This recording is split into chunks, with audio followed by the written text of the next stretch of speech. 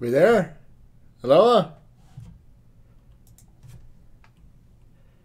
Hello everyone! Welcome for this new episode of Timeout from Tamriel. Hi Lultia. What's up? What's up? Say Hello it. Sigtrick. Hello. How are you guys? Doing good. Sunday fun day. Holidays rolling around. I can eat whatever I want. Life's good. Yeah, you must be happy. Oh my god. And your screen match. You have the color, the green screen, the red chair, the red t-shirt. Color coordinate, baby. Fashion's endgame. You just need the beard, you know, the white I'm one. not man enough. I can't grow a Sigtrix beard. You know, I got little boy facial hair. Well, Nikki was thinking that too, and he managed to grow it. Anyway, what are we speaking about today? What we got. So this week's topic is speculating on ESO in 2012. 2012. Oh my god. I'm sorry. 2018. I'm tired. We're flying back, you know, before the release of Yeah. We're really getting ground level in the podcast. All right, 2012. Now, Loa, you like basically researched all this stuff. I'm gonna put a link in the chat here on some datamined stuff that I found. Yeah. So what we want to speak to you guys is about the fact. First of all, we know the structure of the release of DLC that has been announced by ZeniMax, so it's official.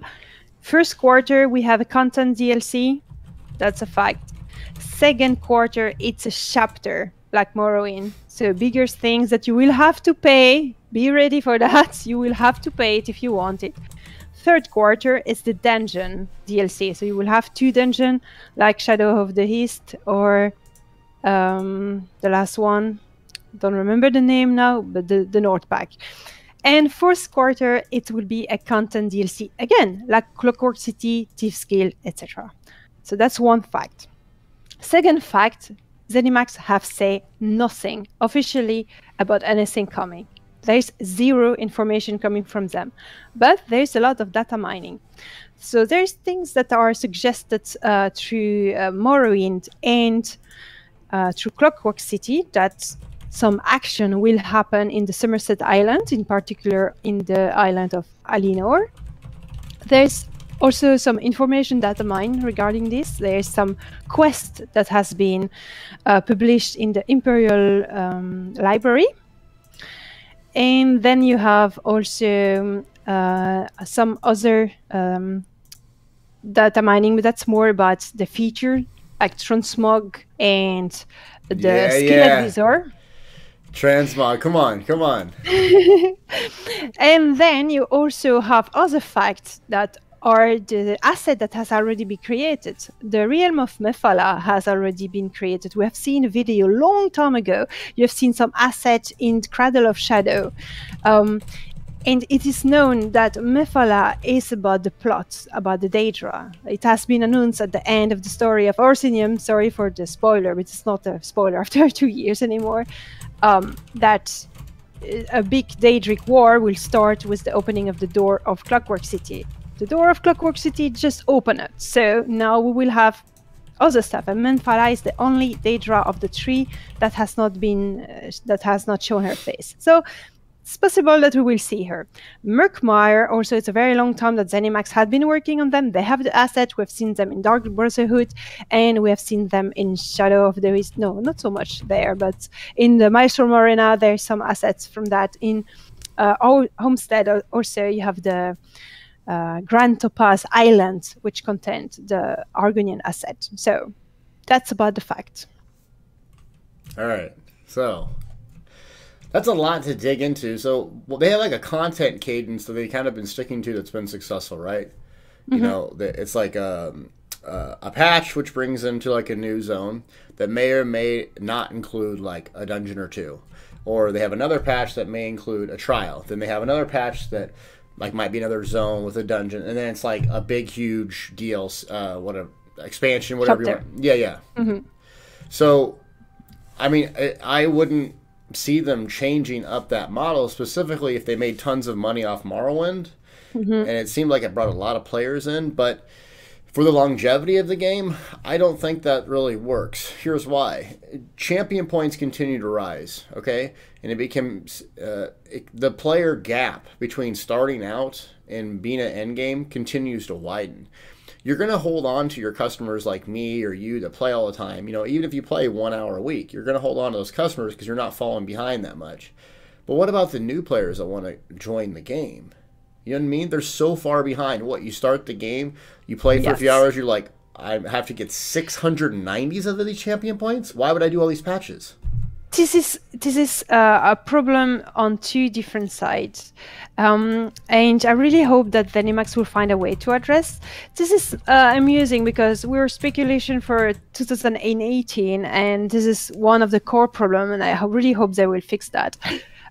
It's this gap that Delta is just speaking. Either they scale, and that's what they do now, they scale the overworld content to those new players, meaning that the overworld content is super easy. It's extremely frustrating for a medium player like me, so not speaking even for Delta. So, and that's an annoyance. That's the content is too easy in the world.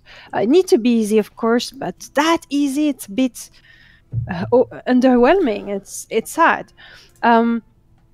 And then you have the PvP here. So if you're a new player, you want to PvP, you need to be competitive with the other player. So you will have to grind and to level fast. In PvE, it's not so much a problem because the content is easy enough for you to come like a tourist with 120 champion points. It's far enough to be able to do any sort of veteran dungeon.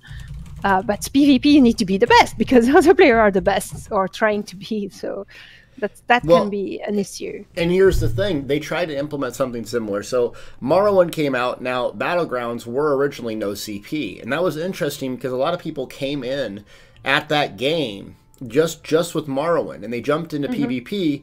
Yeah, they didn't have best in slot gear and stuff like that. But they were some way relatively close in comparison to someone who has played a lot. If their skill was, you know, roughly the same. So you saw a lot of CP 50. 150, stuff like that. Now you see those people in there, they're just a burden to your team. They get trolled quite often. You know, it's like competitive stuff, competitive patches, they make it so easy that someone can start the game, hit puncturing sweeps, and get through all the patches and DLCs, right?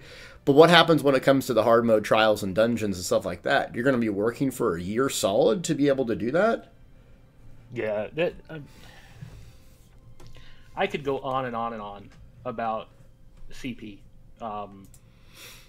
but the point that you guys bring up, you know, just for an example, I'll use myself. You know, I took a break from the game when IC came out and didn't play for over a year, and it took me almost a year when I came back to get from the 178 champion points or whatever I had when I came back to cap. The catch-up mechanic needs work, and you know, like what you were saying, new players now, it's going to take them a long time to catch up, and it's just going to get worse and worse and worse. And like with what we saw with Morrowind, where, you know, power creep was an obvious issue that they had to go and fix. You can see it with the sustain changes, bringing everybody down a notch. That's just going to be a recurring thing unless CP gets overhauled. So I'm hoping for 2018 that we actually see something happen with the CP system, because as it is right now, it's a runaway train. Yep. And it needs to be addressed. Okay, well, so I guess I got off on topic, but as far as the DLCs go, you know, I just finished the Morrowind story. Actually, I liked it. What makes it interesting for me to, like, the new zones and stuff like that, I'm like, man, like, why would I do it if there's not incentive? I'm sorry, I'm that guy. Motifs are great. You know, the public bosses, loot drops are great, but I can just buy that stuff off the vendor anyways. For me, what, like, holds me is, like, either a VMA, like with Orsinium, was actually really, really good. I'm not a big single-player guy, but I want something in between VMA and Dragonstar Arena. Like, two-player, hardcore, you know, rewarding, basically combat rewarding, player development rewarding, build development rewarding. Because if you built something for two players, that'd be way different than VMA. That'd be way different than DSA. It would change the game again. So content like that, like Arsenium, I thought about what you said last episode. it really gave something for everybody, right? It had good single player, great story. Hell, I actually did that, Loa. You'd be proud of me. it had it had tons of stuff to collect, which was interesting. They actually had some of those appearance costume items. So even like me, someone who wouldn't, I had incentive to do that. They had cool titles. Like that was pretty good DLC for me. You know what I mean? And it only just had VMA, it didn't have a dungeon. So like I would think getting that right out the gate this year would be really nice. Giving something to everyone, especially PvPers. I think that's what they have tried to do with Morrowind, in the sense where you have a trial in Morrowind. So for the hardcore player, they will want to go there to get the loot from that trial and to change, from what they're doing otherwise. They don't do the normal dungeon, which is a bit a shame, but I guess it's because they will want to have those dungeons done for the DLC dungeon that comes in July, August. You have obviously the big story content and everything that goes good together with exploration, gathering stuff, new crafting things, new motif, new housing stuff. And then you had this PvP part, which is the Battleground.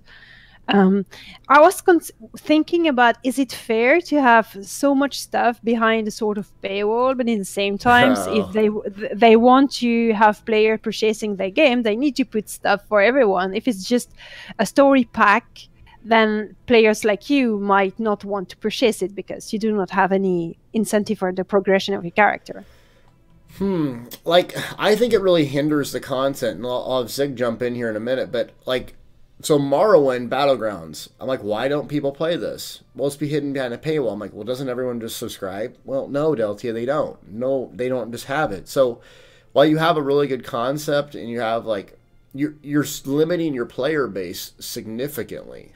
So like, if they came out with these patches and stuff, I don't know how they could do it where, look, I'll spend the 15, 20, 30 bucks, or I'll subscribe to get the story, the place, the overland place. But like anything multiplayer, I'm sorry, I think it should be included in the base game. I think everyone should have access to it. If you want to keep Warden behind a paywall, fine, whatever, I ain't playing it.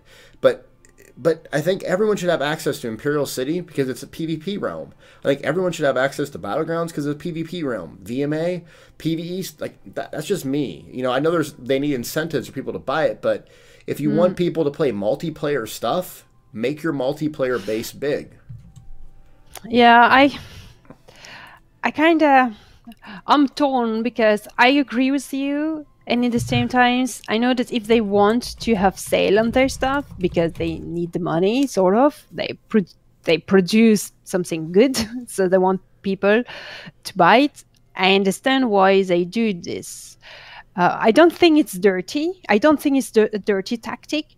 But I think, like you say, it's a little bit hindering about the community because when you want to organize an event, you need to ask people, okay, only the people that have purchased that DLC can now join my event. I'm doing that every week, so I need to make a big disclaimer. To get to this event, you need to have access to this. And it's a bit boring. I don't really know. That will not happen if the game was just a subscription-based game. Like you have to subscribe to it. That's my point of view, but it's another topic, I guess. And now we have to deal with the fact that it's not a sub game. So yeah. Yeah. So what's your take on the whole like content being behind, like who has this DLC, who doesn't thing? It's kind of a strange topic for me because I don't have a problem with it at all. But I've been playing online games for 20 some years now, where you pay for the content. And we're at a point in the gaming industry right now where you don't pay for the content up front, you pay for it afterwards in the form of microtransactions, in the form of DLCs, season passes, crap like that. And absolute bottom line is that the company producing this game has to be profitable for the parent company over them to keep their doors open.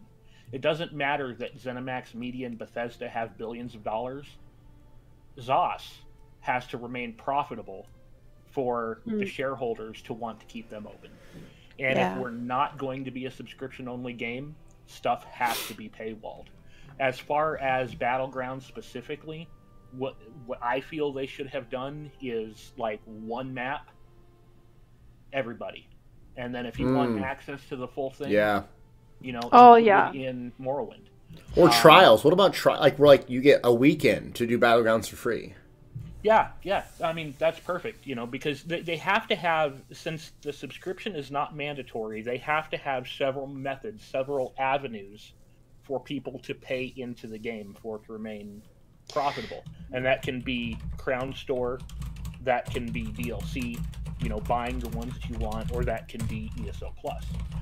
And it's, I mean, I personally don't see that they're doing anything wrong with it at all. Whether we're talking about things behind DLC, you know, for $10 or whatever it is, or excluding Morrowind from ESO Plus. I mean, people have been playing MMOs that have $40, $50, $60 expansions that come out once a year or maybe once every other year, and nobody ever complained about it, you know, because people were getting new content.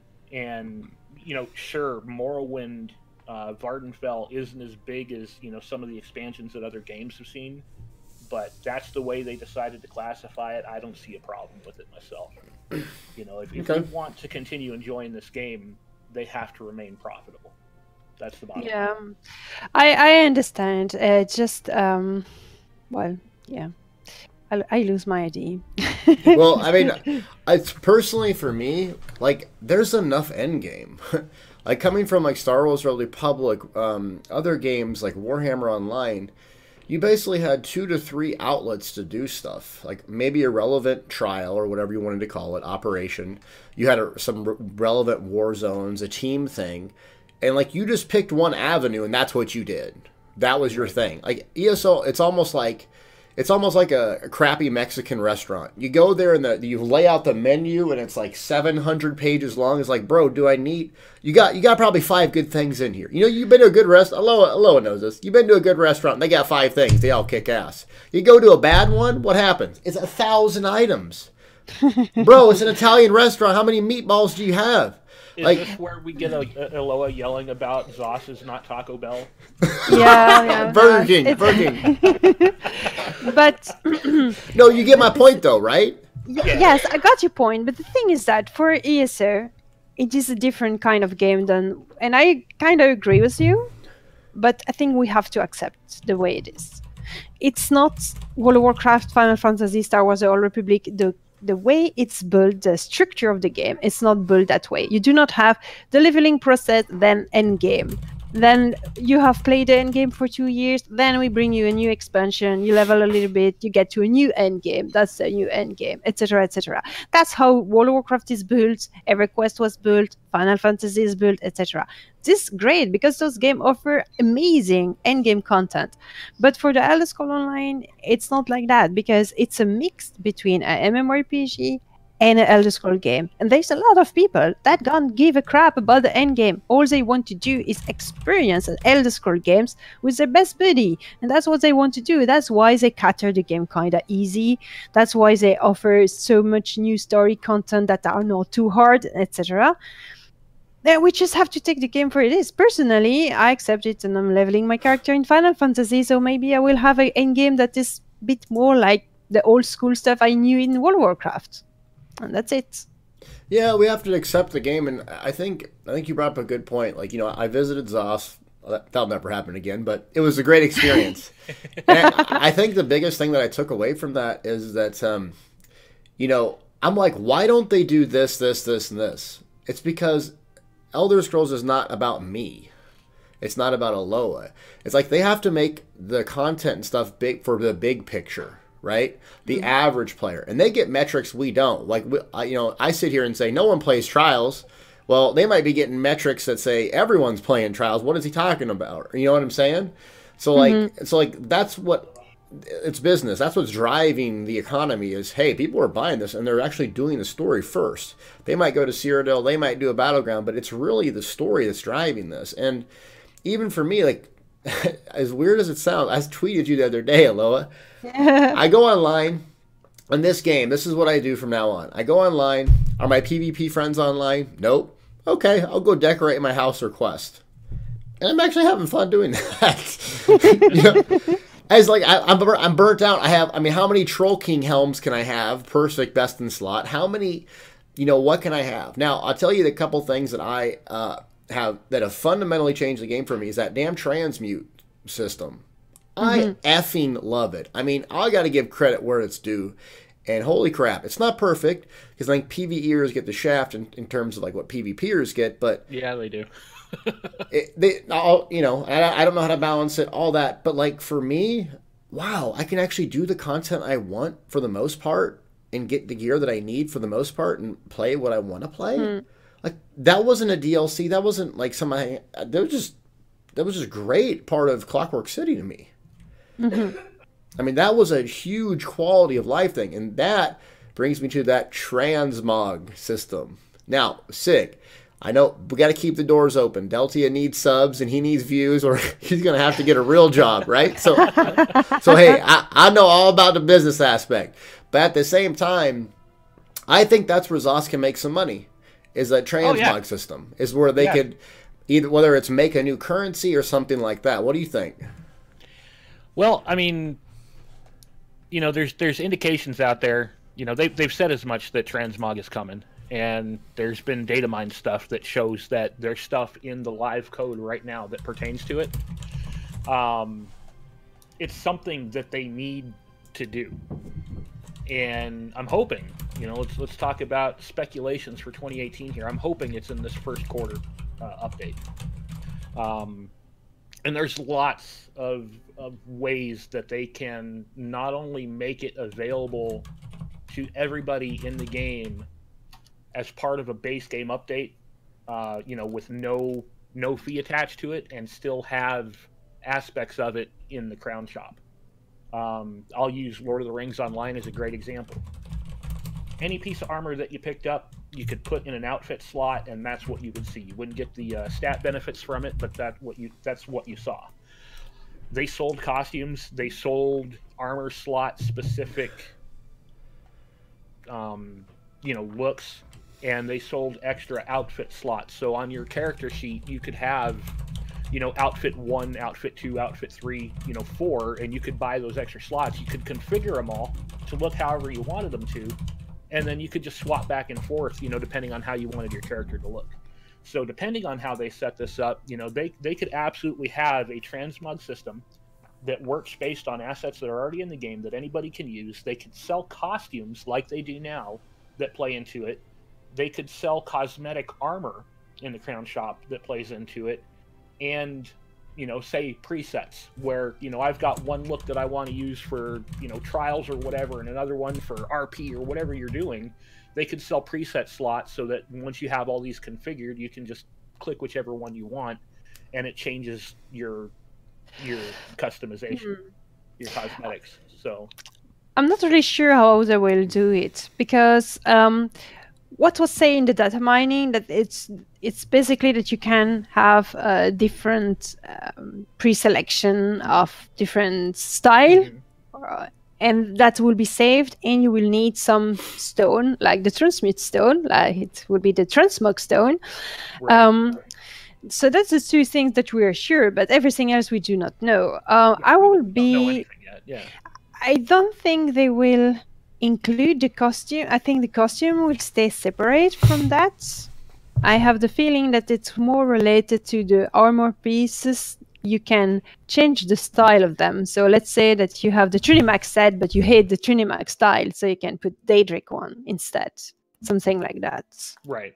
And I mean that's the basis for the whole thing. The talking about costumes and stuff is just, it's an example of how one game was able to make it available to everybody who played for no extra fee and still have a revenue stream through the cash shop.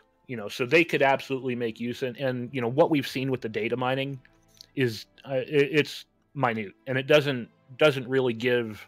I mean, I'm looking at it right now. It doesn't really give any solid indication of exactly how it's going to work. We just know that there's going to be some sort of a style stone involved, and possibly some sort of presets. But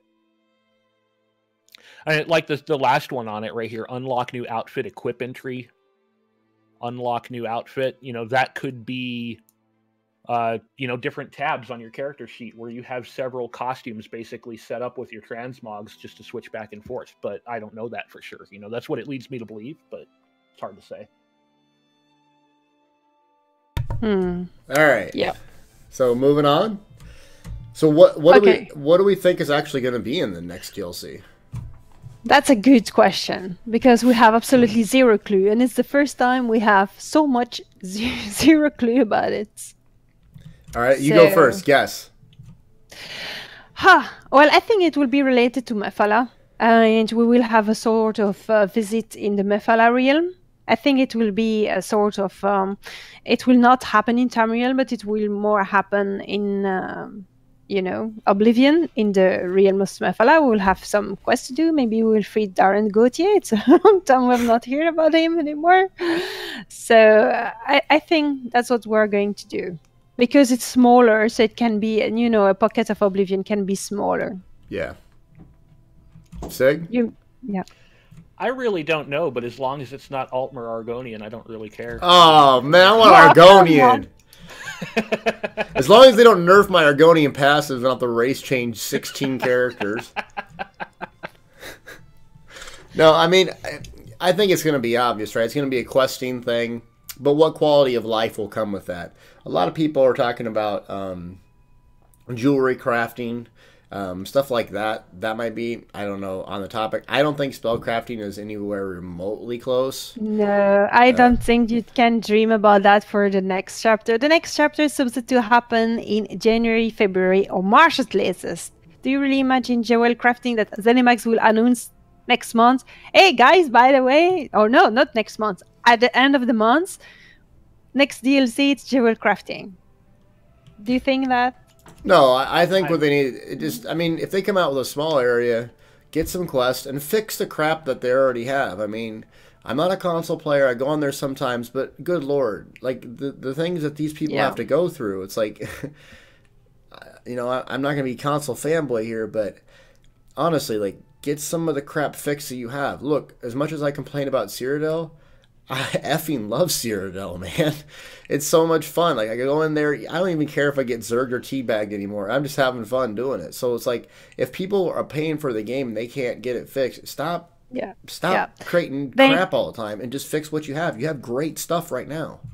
That's what is, the chat is speaking here on my side about the dungeon finder still not working. The Battlegrounds finder was super messy. That's one of the reasons why I didn't play Battleground, because it was pointless. I was never getting in anyway. So yeah, the problem that Battlegrounds saw when Morrowind came out was not Battlegrounds; it was the group finder.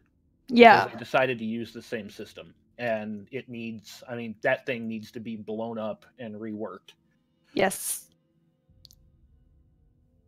Okay. So yeah, that's probably what we think. Now, when you say next chapter, Aloha, you mean like the next big thing? Yes. Okay. So that's going to happen in like May, June, and it's the equivalent of Morrowind. So same kind of size. Okay. And you will have to pay like 40-60 euro for it. You will have the collector edition, and it will probably include a big zone. It has been hinted that it will be Somerset Island, which is very possible. That'd be cool. You will have 2 public dungeons, 6 world boss, 6 delves like usual, a main story plot, side quest. Maybe it will come with a trial or something like this, and a new system. I bet for a new weapon. Some people have wondered if there will be a new race, like the Maomer race. Why not?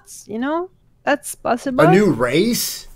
Mm-hmm. Oh, no new classes. F new classes. Now, a new race, though? Or are they going to give them 12% max stam, 12% max magic? Hide it behind a paywall? Come on. You know what's going to happen. I'll buy him. I don't care. Pay to win. Let's go. Wrecking kids. 90k magic. I was not thinking of that. I was more thinking of the, you can. Oh, you were thinking about the appearance. Nope, I'm thinking about performance. Yeah. You get 75% max stamina. Weird. Everyone race change, and then we made $200 million. No,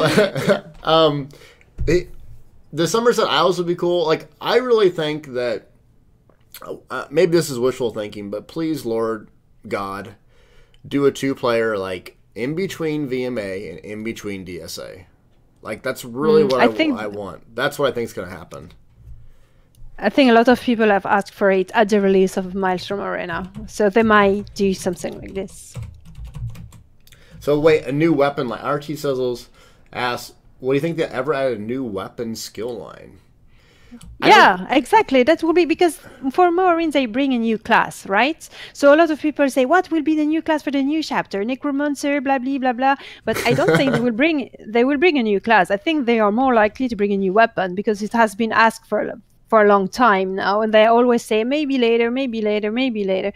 It will be the best moment to bring a new weapon. Like what would the weapon be? Like a scythe or like it could be a spear. A lot of people have asked for spear. Make my Templar! Yeah. Double spear, baby? I'll have to dig him up out of the grave twice. No, I think like the skill lines is a good thing. Whether it's like through the guild system or it's through the world system. But a new weapon, that would be cool. Yeah. Yeah, I think it could be cool. Do you imagine all the new build you could build around that? Oh, Warden spear builds. Crap, I have Wonder to update. shield.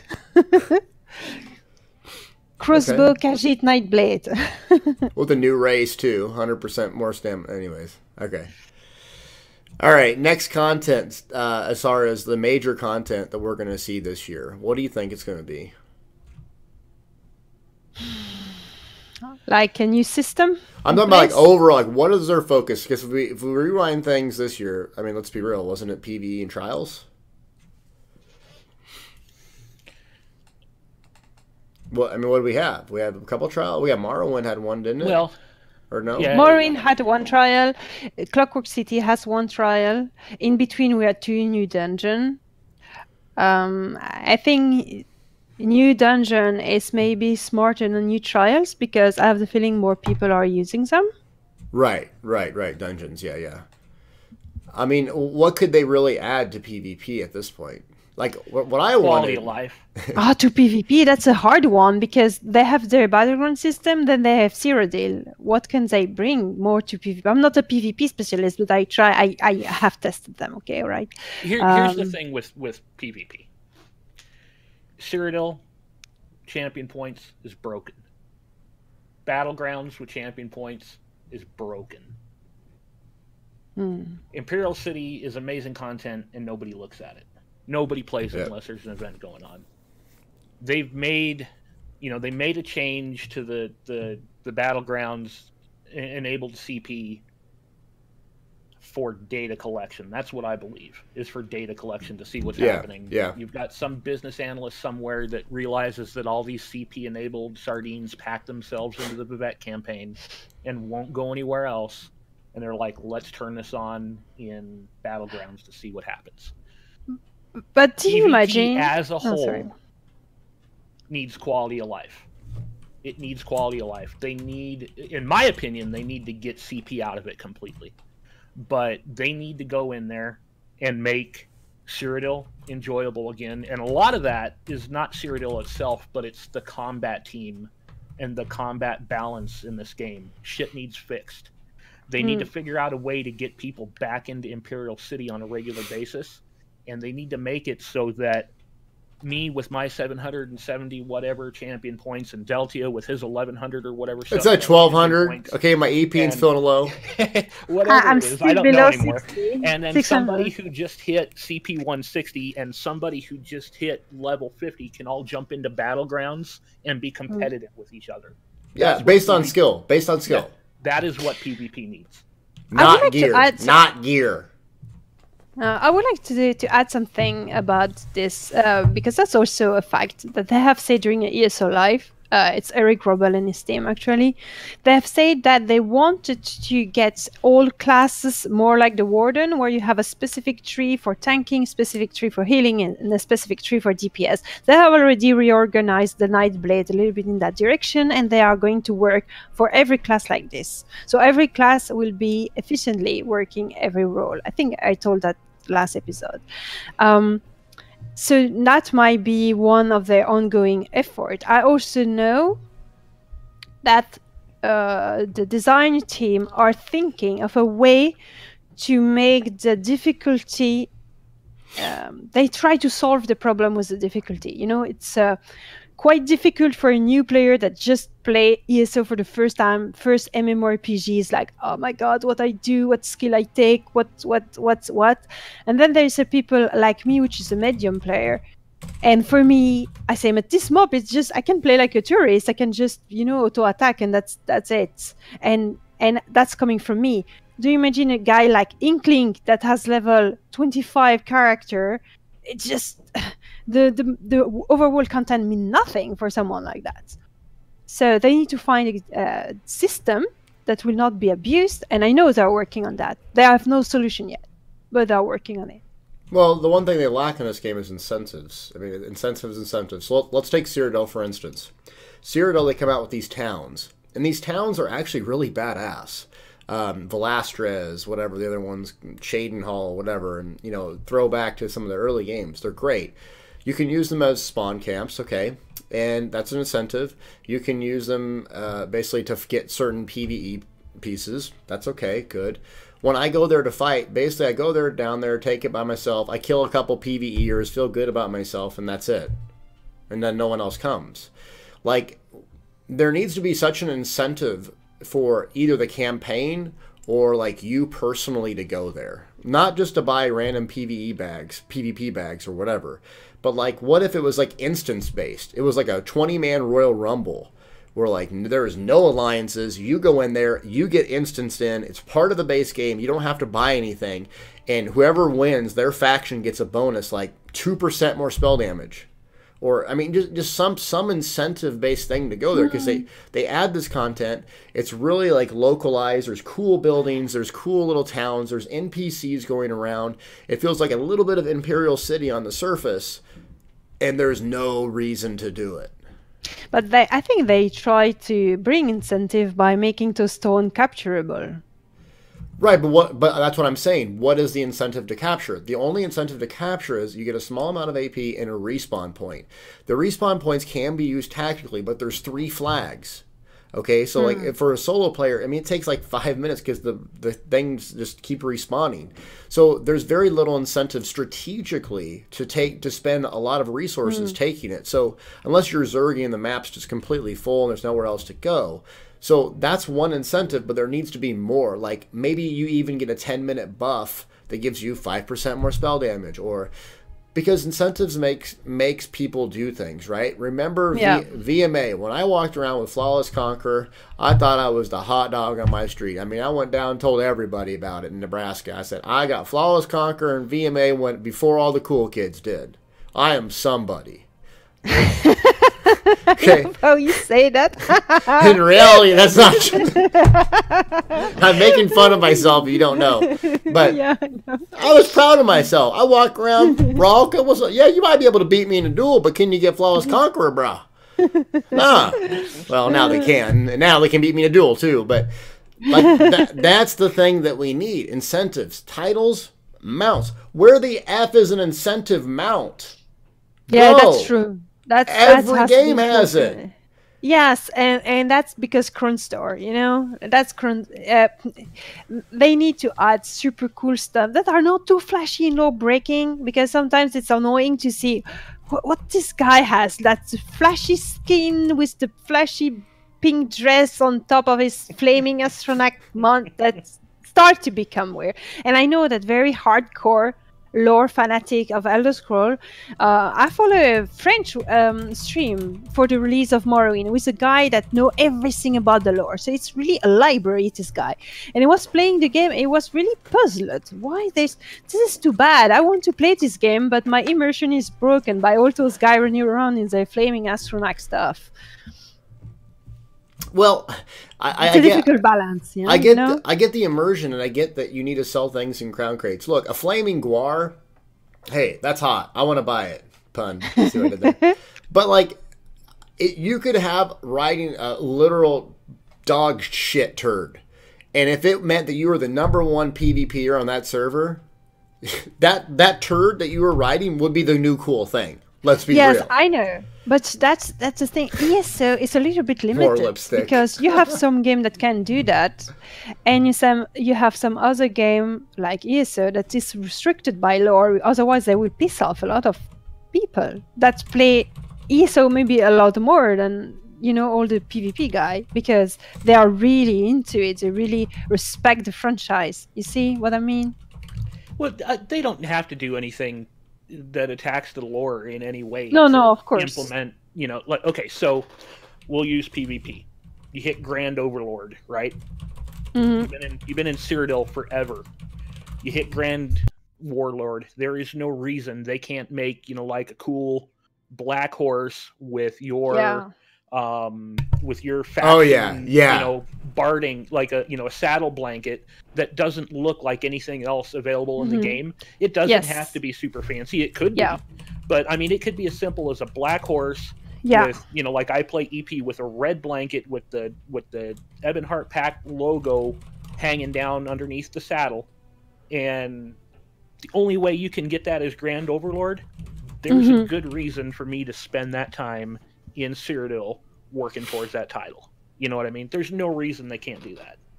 Yeah, exactly. And with the housing and stuff, they can do more and more of those kind of things. The problem is that they put too much stuff in the Crown store, not enough in the game. And they can continue to put as much as they do in the Crown store. It's not having specific mounts or pets even, or costumes. More lipstick, let's be real. Yeah. Gotta have the lipstick. But yeah, there's no reason they can't put, those different things in the game that are specific to certain achievements that you can unlock. Or a new haircut. An haircut that you can only get if you're doing the super cool stuff. So, like super big. No, anything that distinguishes your character and says that, like, what you did, you earned something, or like, even if you play for 2 or 3 hours, what did you earn out of that? Sometimes it's like I'm spinning my wheels in the game where I'll play for 2 or 3 hours, like, what did I do? Maybe a crafting red, a dungeon, and something else. I didn't, like Grand Overlord, it's cool to have that, but would I get to buy a little chair or something for my house? Like, yeah, a black shadow mare that glowed black. Because let's be real, if you put the time in to get Grand Overlord, you're buying crap in the crown crates, or you're subscribing, you're spending money through time. You're spending money through time. So what does that take you to make? And like, what about the people that are going to hit Grand, or already are Grand Overlord? What's the incentive to continue playing? You got to make that hamster wheel just a hamster wheel, bro. It never ever ends. So I don't know. Yes, I'm sick, chat room. That's why I sound kind of funky monkey. Yeah, Funky Monkey. This is funny. I saw him on chat. Okay. One wish, just one. Delphia, you start. Oh, you got me? Okay. So I want to get into PvE again. I really like PvE, and I just don't feel like my playstyle is rewarded, which is I'm not that good at DPS, and I don't really feel rewarded doing it. And I really like the small group tanking thing. Like Dragonstar Arena, when I was tanking it, was like, I wasn't like a healer per se, but I could do vigor heals. I could chains and get crap off people. I could talons them. I could stun them. I would do clutch warhorns. Like, I felt like every single second I was in there was impactful, and like that's what made PvE really fun to me. Not saying that content now doesn't give people that. I'm just saying for me personally. So but I kind of felt that way with VMA. I just wish I had someone else there with me, because no one can carry you through VMA. Say what you want about it, you got to press the buttons, right? Some people get carried through trials. Let's be honest. Hell, I have been. Let's be honest. So like, I want that 2-player. That unique 2-player with really good incentives, weapons, and swords and shields, or maybe even like a 3-piece jewelry, something different. The item sets in this game are really, really cool. I love the effects that they have, the depth, making it great as a content creator. I mean, I'm finding sets now returning to the game that I'm like, that looks like junk. I pick it up and someone's like, no, you gotta try it. I'm like, okay. So there's like so many combinations, even as content creators, we have barely scratched the surface, truthfully, and like how to get the most out of our characters. And it's like every day I'm trying to test something. Quantum, every day he's like, I'm testing a new build of my Magic Nightblade. I'm like, bro, how many gold items are you gonna make? So for me, it's like that intimate small group thing is what I like. 2 players, maybe 4, something like Dragonstar Arena, because Dragonstar Arena is timeless. It's priceless. Look at it. It was the greatest PvE experience I've had in a game, and it's still fun to do, and it's still relevant, and the gear is still useful. That's what you need. Incentive, fun, and you feel like your class is rewarded. That's the PvE that I want in this game, and it has it. I just want more of it. Rant over. Okay, Sick Trick, your turn. Before I state my wish, I would like to say that to touch on what Deltia was talking about, they proved with the Asylum trial that you can adjust difficulty based on how you set up the fight. You know, whether you're doing the last boss +1 or the last boss +2 or splitting them out. It's a cool system. Time. So as far as like the 2-player arenas, what I would like to see with that is just a new arena with the ability to change the difficulty based on whether you're bringing 1 person, whether you're bringing 2 people, 3 people, or 4 people. That, I mean, if they could do that, how cool would that be? Yeah, it's a good idea.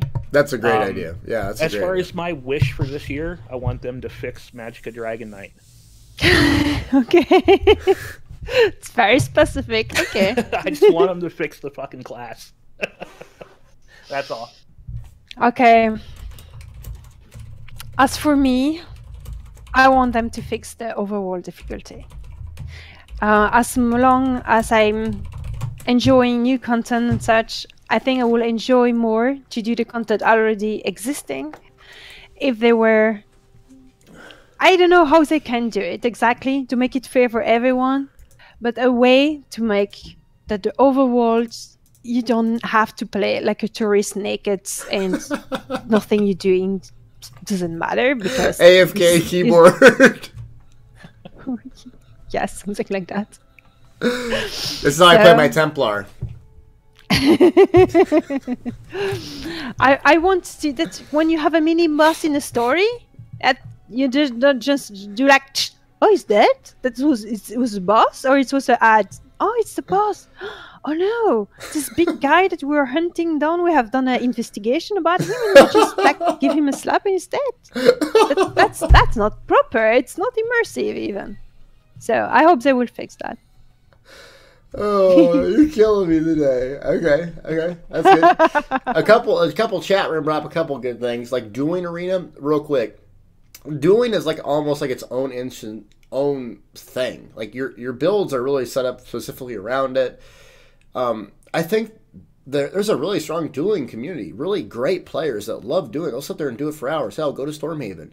Like I would like there be like in the game. What I think we need more of is less theme park, more sandbox. Meaning, give players the tools to make their own content, but like have it so there's structured leaderboards and players can enter it somehow, or players can control it somehow, instead of like we have to go out in Cyrodiil and say, hey, you dude, go over here, you come over here, okay, let's do a duel. Or like a 4v4 tournament. I'm all for organizing that, and you know, Cypher's doing some great things too in organizing events, but if we had the tools as community members, that would keep us playing long after some new zone with quest. I'm not saying that's not bad, but give us some tools as players to make the game fun for us.